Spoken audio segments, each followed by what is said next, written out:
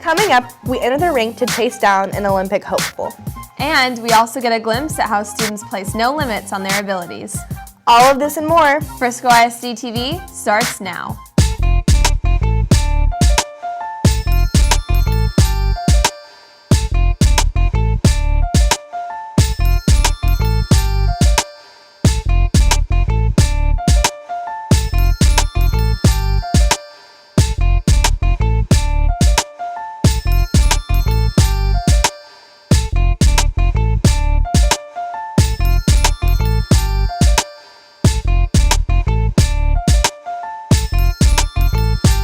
Welcome to Frisco ISD-TV. I'm Mary Kate Sunderman. And I'm Miranda Alexander. Thanks for being with us. We start with a student who takes her talents to the course. Here's Devin Rowland with more.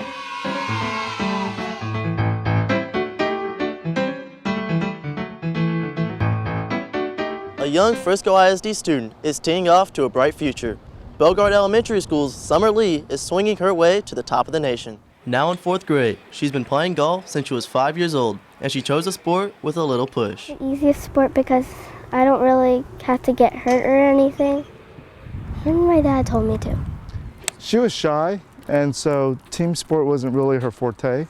It was more individual sports, and even at that aspect, it was hard to facilitate that because she had to do one-on-one with instructors that she didn't really know very well at that time. She says playing in tournaments makes her nervous. However, her competitive drive helps her push through. There's butterflies in my stomach. I just play and then I overcome it. A lot more girls play at that age, and also longer distance because she has the ability to hit the ball far and so forth. The junior golf scoreboard has Summer ranked high above the competition between kindergarten through 12th grade students. She's currently ranked 1,637th amongst all girls in the world, 149th in Texas, and in her graduating class of 2024, she's currently ranked number 1 in the nation. I feel good about it because I'm ranked. It feels great just because she's putting 110% in everything she does right now, and she practices hard and she plays hard, so this is the end result that happens. Not only is she at the top of her game, you can also see her on the green with her younger brother by her side. Do you play golf as well as your sister? Yes. Are you better than her? I don't know. Hopefully, Summer continues to see success along the green. In this case, her skills being above par is a good thing. I'm Devin Rowland for Frisco ISD-TV. Thanks, Devin. What a successful start to her career. Now we hit the ice to see the dedication of a middle school athlete. Aaron Davis has more.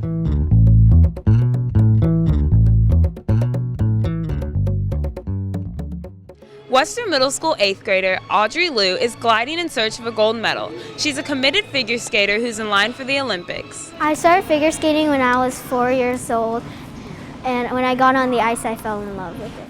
Success in this sport doesn't happen overnight. Audrey is committed to the ice. I practice about 30 hours a week.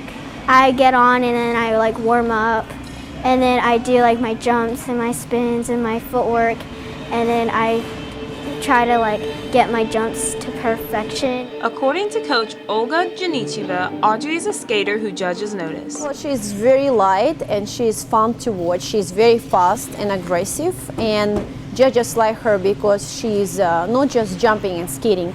She's make story in the ice. Her performance in school gives her an edge on the ice. Usually I finish my homework at school, so I have enough time to practice and train. Her amazing school, Western Middle School, and her amazing, principal, Mr. Manuel, and all her teachers, counselors, they just support her and cheer for her. Audrey's recent accomplishments set her up for a smooth path ahead. This medal was this year. It was the 2016 Regional Championships. I got 3rd place, and I worked really hard for it. This one is my regional champion last year. I got 1st place in it, and I worked really hard for this one too. And this one was at Cannon, another competition, and this one was the only award they give out to my level, and only they give it out to 1st place each year. It's very amazing to see her grow And with all this self-discipline, self-motivation, and so, driven. Every coach and every skater is hoping to see their students in Olympic, of course, and international, represent Team USA, so we have the same dream. I'm gonna work hard and make sure I get everything perfect and try to work my butt off. It seems Audrey has mastered the balancing act of her experiences on the ice and in the classroom. We wish her the best of luck. I'm Erin Davis for Frisco ISD-TV. Great story, Erin. I'm really looking forward to one day seeing Audrey in the Olympics. Me too. I have no idea how she fits the practice in. I guess people really make time for what they love. Yes, I guess they do. In higher learning, Cassidy Freeman takes us to a campus that's seeing a floral change from the norm. Here's the story.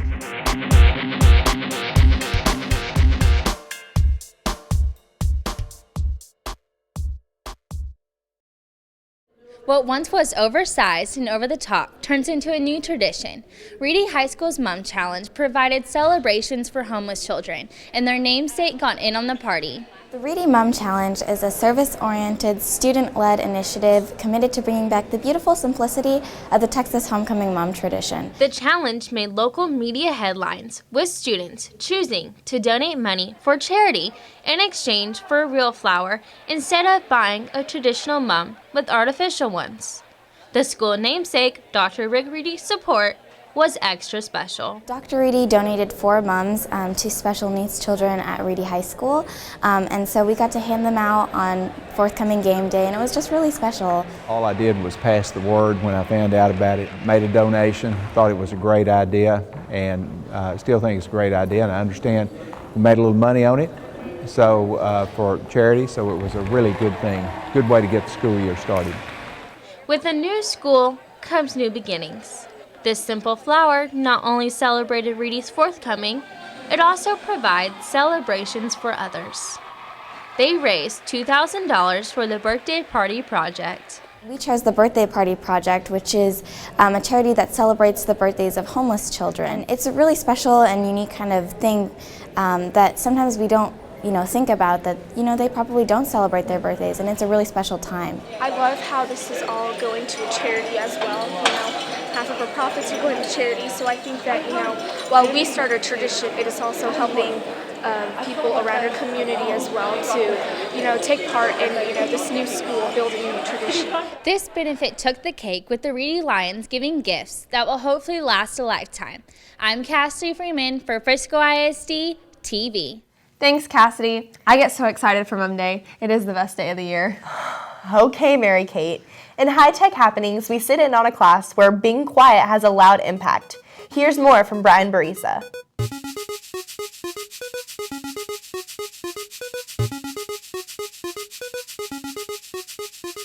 A CTE Center student is following the signs to help others learn a handy skill. Her practicum and education assignment has her teaching her peers. In Frisco, there's not a lot of ASL teachers, and at Independence last year we had a problem with our ASL teachers, and I don't want any other high school student to have to go through that, so I want to come back and teach ASL. It's one of the quietest classes you'll ever be in. However, this Centennial High School classroom is where Hannah Pointer works to follow her dream of becoming an ASL teacher. If I'm working with big groups of kids and I'm on one side of the class and the other side of the class has questions and she knows the language, she's able to help them out. She's even helped me out by signing some of my tests and then just doing silly little odds and ends around the room, decorating for me and things like that. Do you enjoy teaching high schoolers, and why? Yeah, I do. They're not as needy as elementary or middle schoolers or high schoolers. They know what to do. The majority of CTE Center practicum and education students are assigned to elementary school campuses. While she noticed a lack of ASL teachers in the district, Hannah went through a process to make a difference. Hannah was interviewed. Prior to that, she had to take survey of education and child development, and then she made the application, and after that I had to send out recommendations to all the teachers that she had, and we then interviewed her, and she passed all of the right questions. Her skills are seen, not heard by students every day, preparing her for her future career. She's probably the most experienced signer we have in the room other than Miss G. So, she's really good at what she does, and it's really helpful to have her in the class. Instead of just having the teacher help you out, she can also walk around and help us too, so we're not waiting 30 minutes for the teacher to come by to help us with our one question. We can move on and go faster and learn more. A lot of people take the classes, but there's not a lot of people that go off and want to do something with it, so I like that she already knows what she wants to do and that she's passionate in it, and being able to kind of be a mentor for her and help her see what life's going to be like teaching ASL. Talking with her hands, hopefully Hannah brings value to a visual language. I'm Brian Barisa for Frisco ISD-TV. Thanks, Brian. Finally in this episode, we're on the move with 3 Frisco ISD students. Tori Bates shows us how nothing physical holds them back.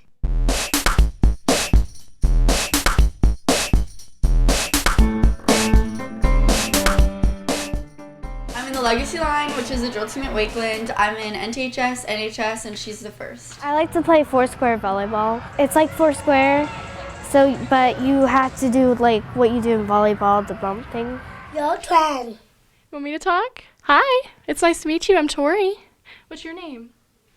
From high school to middle school to elementary, these Frisco ISD students are in different stages of similar journeys. They're connected by a loss, however, that doesn't seem to stop them from moving forward. Oh, just saying the name Grayson makes me smile. He's such a sweet little boy. When he first came to my class, he was a little bit afraid because he just came from China in April. He was adopted, and he didn't know any English. He was born without arms, so he absolutely has some limitations on what he does, but you would be amazed what he can do with his feet. This Ashley Elementary School kindergartner keeps his school on their toes as he stresses his independence. He wants to do a lot of things himself, and he'll just say, no, I want to do it. He can make something so much fun and so funny. He laughs. We all just laugh when he laughs. We're really excited about the future for Grayson. Grayson definitely has skills with his feet. However, this Moss Middle Schooler's fancy footwork takes us to a new level. Katie is a great kid in class. She is an active participator. She works really hard. She does get along with her peers really well, and there's never a day where she's not working with others or trying to strive for the best that she can be. It's kind of like having a normal leg, except that it's different because some people don't have the bottom part of their leg. I like to run because it feels nice because it breathes in your hair. Having a prosthetic leg has not slowed her down. While Katie had to have her lower leg amputated late last school year, we step up to Wakeland High School with a student who was born without one. She also takes it in stride. Some of the struggles of having a prosthetic leg is when you go somewhere, people just look at you, but really, it's not that bad. I've gotten on the news twice for explaining about it and just giving the world more knowledge about it. Miranda works just as hard as everybody else. She always lights up the room. She makes everyone else just as happy as she is. She embraces every circumstance. She's very motivational, and she really keeps the team lifted with a positive attitude. Miranda, Katie, and Grayson have had some hurdles to overcome. However, they prove that success is always within reach. I'm Tori Bates for Frisco ISD-TV. Thanks, Tori. That's all for this episode of Frisco ISD-TV. Join us next time when we scale the wall with a national climber. And pumpkins add spice to a staff member's battle. I'm Miranda Alexander. And I'm Mary Kate Sunderman. Thanks for watching.